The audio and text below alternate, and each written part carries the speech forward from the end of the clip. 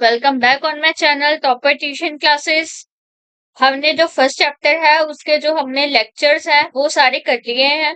उसके जो एनसीईआरटी के सॉल्यूशंस हैं वो भी मैंने इस चैनल पर पोस्ट कर दिए हैं।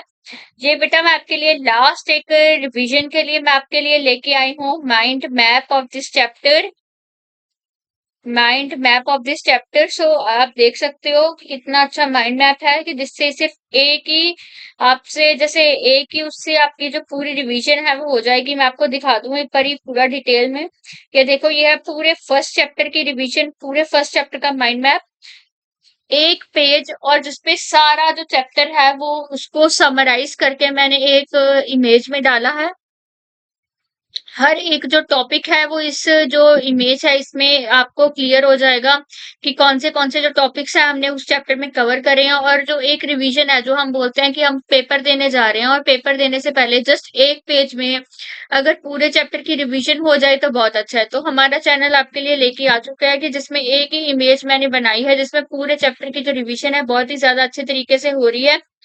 सो अगर मैं डिस्कस करने चाहूँ तो देखो, this is class 10th chapter 1 chemical reaction and equation का माइंड मैप। अच्छे से देखो कितना ज्यादा प्यारा है।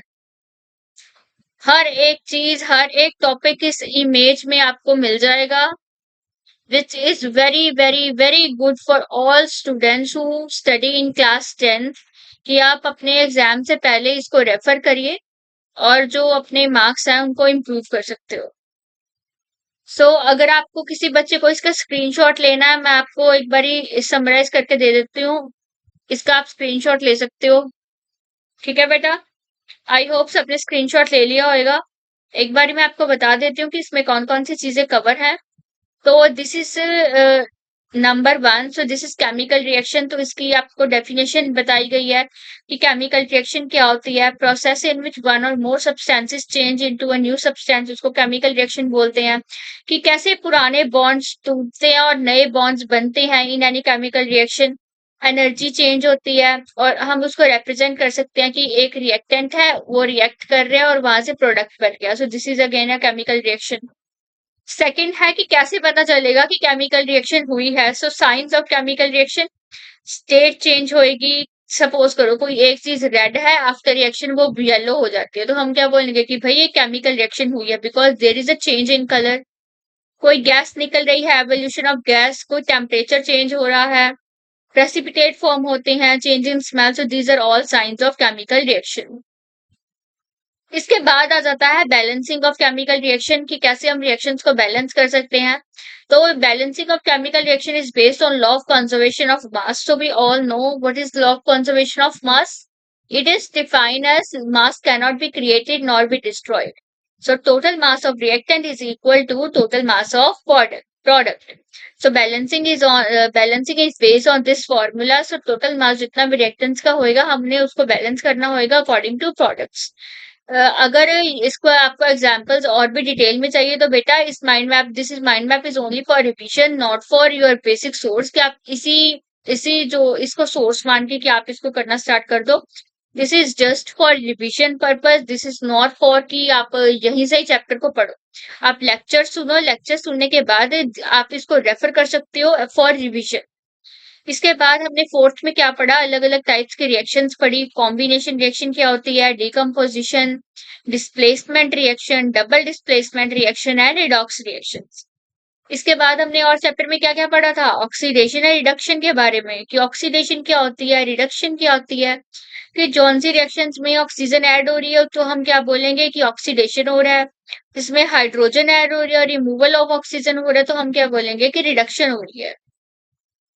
इसके बाद है व्हाट इज करोजन। तो करोजन क्या होती है कि जिस आयरन कोई भी मेटल की जो सरफेस है अगर वो टैनिश होनी शुरू हो गई या कोई भी खराब होनी शुरू हो गई ड्यू टू इन्वायरमेंटल कंडीशंस तो हम क्या बोलेंगे कि कोई मेटल है वो क्या हो गई, करोड होना स्टार्ट हो गया। उनको बचाने के लिए कि कोई भी मेटल करोड ना हो जाए तो हम प्रिवेंटिंग मेजर्स कौन से यूज करते हैं।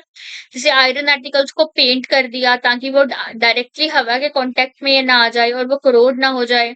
Oiling and greasing, galvanization, alloy, electroplating, these are all preventing measures to prevent the corrosion. इसके बाद एट सेवंथ पॉइंट क्या है, डेंसिडिटी। डेंसिडिटी क्या होती है, मैंने आपको बता ही दिया था कि कुरकुरे के पैकेट्स हैं या फिर आपके लेस के पैकेट्स हैं, उसमें नाइट्रोजन गैस को क्यों भरा जाता है, ताकि जो आपके जो फूड मटेरियल है वो डायरेक्टली ऑक्सीजन के कांटेक्ट में ना आ जाए और वो रेंसिड ना हो जाए। So that is why we flush these all materials with nitrogen gas. इसके बाद आ जाता है कि इम्पोर्टेंस ऑफ केमिकल रिएक्शन, कि हमारी जो ये केमिकल रिएक्शंस हैं इनकी हमारी डेली लाइफ में क्या इंपॉर्टेंस है। So essential for our daily life, use in industries, medicine, food, energy and many other applications, help in production of useful substances. So these are all importance of chemical reaction in our daily life. So this is a mind map for first chapter. ऐसे mind maps मैं और भी आपके साथ लेके आऊंगी। हर एक chapter का जो माइंड मैप होएगा वो मैं आपके साथ शेयर करूंगी, जिससे हम अपनी जो रिवीजन है और भी क्या कर सकेंगे, बेटर कर सकेंगे। This is for chapter 1। और भी जितने भी चैप्टर्स हैं उनके माइंड मैप्स मैं आपको इसी चैनल पे प्रोवाइड करवाऊंगी। इसी चैनल पे आपको lectures, one shot revision, previous year questions, sample papers, NCERT solutions and mind maps एक ही चैनल पे आपको मिल जाएंगे। तो अगर आपको इतना सारा कुछ मिल रहा है तो आपको क्या करना है, इस चैनल को सब्सक्राइब करना है, ताकि कोई भी नोटिफिकेशन आपको सबसे पहले मिल सके। ठीक है बेटा, मिलते हैं अगली वीडियो में अगले माइंड मैप के साथ with chapter 2। Okay friends, have a very good day, bye bye.